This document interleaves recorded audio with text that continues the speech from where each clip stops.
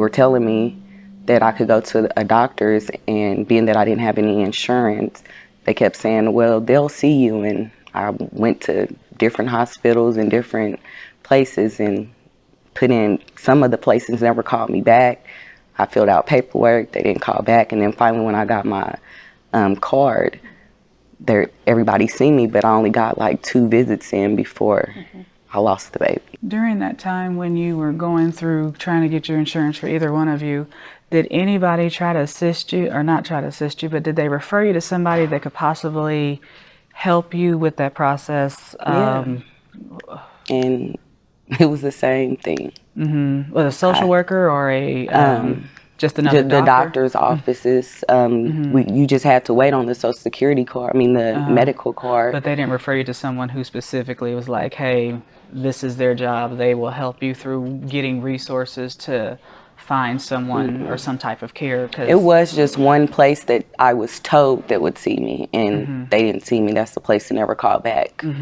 There was a time where I would work with birth mothers, and I was told, you can go to this place and they'll assist you. You don't need an insurance card. Well, but it's not true. That's not true. And I mean, feeling like part of the problem now that I was like, oh, they should be assisting you, and not knowing that, oh, that's a lie.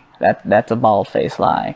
I was just always told to go to a doctor, and I didn't want to bother with going to a doctor because it's money up front. That's all anybody ever wants anymore. And they weren't going to see you but no resources given about, here are some other options where if you're not I went to the hospital just to go get seen because I couldn't get in anywhere.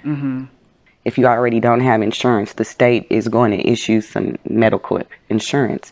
I believe that they should start seeing you right when you find out you're pregnant. After they do a test on you, you should be seen until the Medicaid come, and then I say you can collect up to 3 months back pay anyway. They'll do so why not check me out until I receive the card, They really don't even really want to see Medicaid patients because the pay is nothing. They don't right. pay. It's still, that's another thing. The pay rate not is even different compared to commercial insurance. That's why most doctors are not taking it. Yeah. And the Affordable Health Care Act, affordable my booty. Because my husband and I are sitting here trying to apply together, and it's still something out of my pocket, which is why I don't have insurance in the first place, because I don't have money in my pocket to give to you. I'm still trying to make a living eating. For me, my situation, we have $50 a week for food between the two of us, and anything outside of that is bills. We have 2 separate accounts. We call it the fun account, which ain't no fun, and the bill account. Still ain't no fun. And it's just like, what? There's no affordable health care. Nothing's affordable. Not for me. And then with Medicaid, like my problem was I was doing home health care, and I also had another job. They said I made too much, so I couldn't get insurance, but at the same time I couldn't afford to go get insurance, so I ended up having to drop my home health care job in order for me to qualify for Medicaid. Exactly. Doctors may believe that their upfront staff is accepting Medicaid and is very accepting and open. But what this is telling us is that it's not true. Not in every case. So this is just, to me, a testimony that says this is really how it works. You're hearing it from our mouths. We haven't been coached. This is what we experienced. And this may very well have an end-all impact on the pregnancy of this mother. It's astonishing frequently how little about this I think a provider knows. Because we are not the people at the front desk. And it's a little different, I think, when you own your own practice and you control things, but when you're in a larger medical system, you don't have a lot of control over what's asked for at the front desk. I think that there are a lot of resident and early providers that would not know how difficult it is to maneuver to try to get a prenatal visit in this community, frankly. So how do you teach somebody what this woman experienced before she got here or here? or to the scale or to the room? It's hard. And they have to kind of go outside of their norm and think about what it would be like to not have transportation. Try to live, for example, on food stamps, like the amount of money that you would get for food stamps. Try to live on that for a week or a month. Every last one of those women talked about having a job and working. It's just that it is not affordable.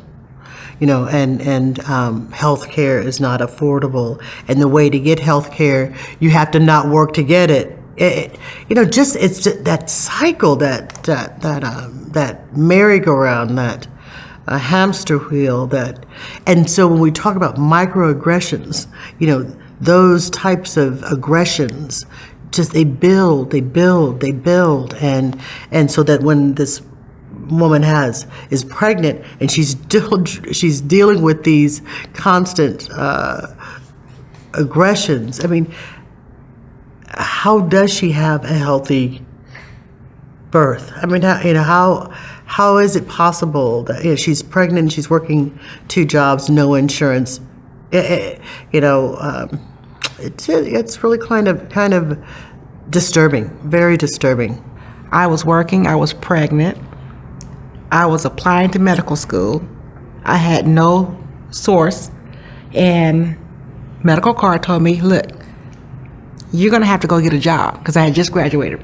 You graduated from college, you can go get a job. You cannot we're not gonna give you assistance. You have to go get a job or lose your assistance. I was accepted into medical school. I'm like, now that doesn't make any sense. So you don't want to help me for this short period of time. Actually, it was 3 months before school started. They're telling me, no, you go get a job and don't go to school, and then we'll help you. It's like, well, gosh, no thank you. So what's wrong with that picture? Why wouldn't you help someone for a transient amount of time so they'll never be on the system ever again? But no, that's not the way it is. I think the barriers are created to allow some to go through if you have insurance and primary care. I mean, there's this, and for others to have to dance through and or kind of contort their way through, but even then, it's not easy. It's not because there aren't the facilities. It's that getting there. Getting there, that getting there piece. So how do we overcome barriers? That's the challenge, isn't it? Does the healthcare system need to change? Absolutely. Can you change the healthcare system on your own? I don't think so. Can you make the environment that when a person comes in, they feel welcomed?